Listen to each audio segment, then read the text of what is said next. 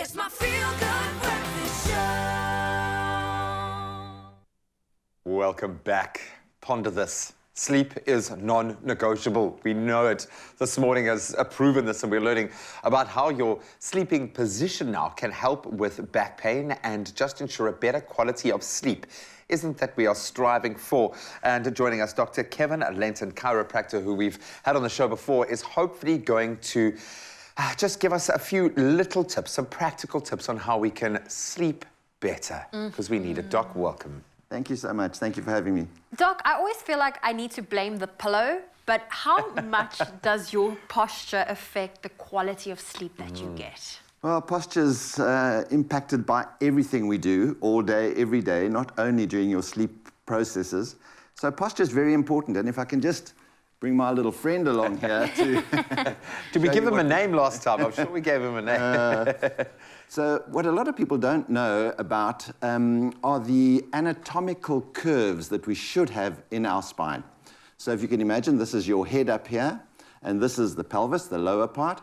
We should have 4 curves. There should be a forward curve, so this is the back of the spine, this is the front of the spine, a forward curve this way, where your neck is, a backward curve between your shoulder blades, a forward curve in your lower back, and a backward curve across the lower part of your pelvis. And those curves are designed to allow the spine to be sort of like a shock absorber. If it were completely straight, you can almost imagine that there'd be nowhere for the forces to be dissipated to. It would crack in the middle here somewhere. The bones would literally crack. So while we're in a sleep posture, it's important to maintain those curves.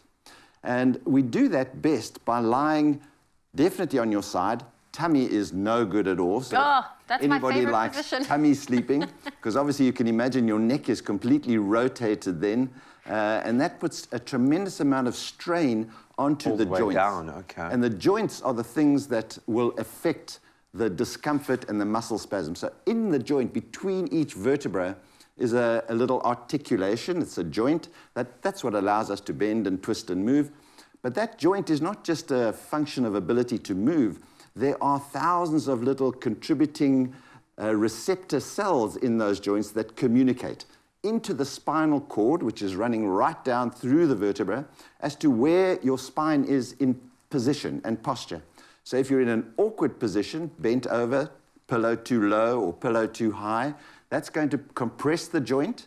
That's going to send a message into the spinal cord that says there's discomfort here, there's strain on that area.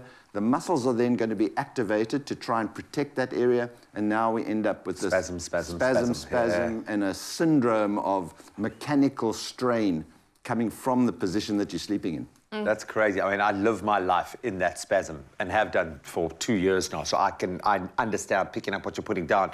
We've been putting it to you guys at home. Kekaletso has responded with a voice note this morning. Let's hear if she's figured out a way to help us sleep.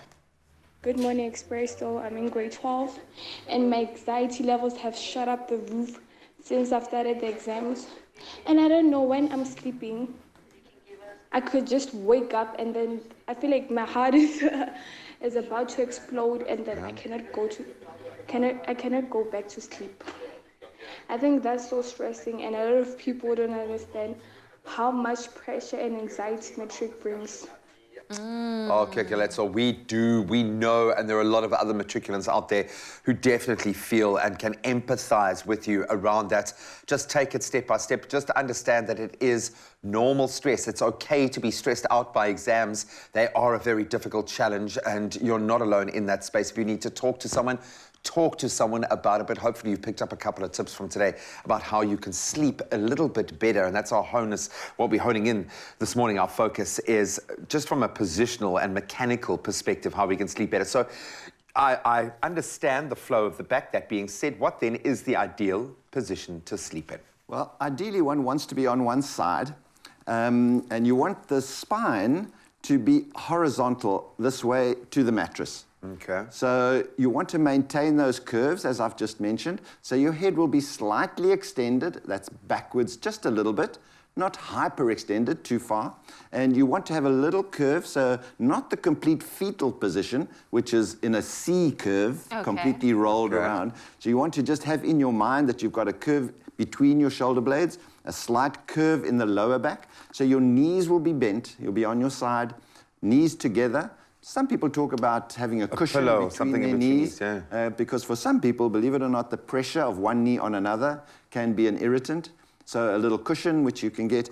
It's not great to have one knee over the other because that's creating rotation. Okay. And remember, I said that if you rotate and you put strain on the joint, that's going to communicate into the spine. The muscles are going to tighten up. And try and protect that area, Ideally, you want to be in that completely horizontal position, head neutral, which is not too high, not too low. So the pillow is very important. And of course, the density of the mattress is important because if the mattress is too soft, you get that curve like this way, and that, of course, sets up that same mechanical strain. So you want a mattress that's not too firm either, because then it's a bit like sleeping on a concrete slab. The body doesn't like that either. Yeah. So it's a sweet spot that you have to find to get that ideal position where the spine is supported and symmetrical at the same time. I love it. Go and get those banana pregnancy pillows out again if you've still got them. I have a feeling they'd be ideal for this. Absolutely perfect. Doc, thank you so much. I really do understand the need to look at your structure as well, and that might be the missing piece of the puzzle. As I said, it doesn't necessarily have to be a big thing. It could be something small. So go through the practical tips we've given you this morning and start applying them yourself. Maybe you're going to find that missing piece that really could help you.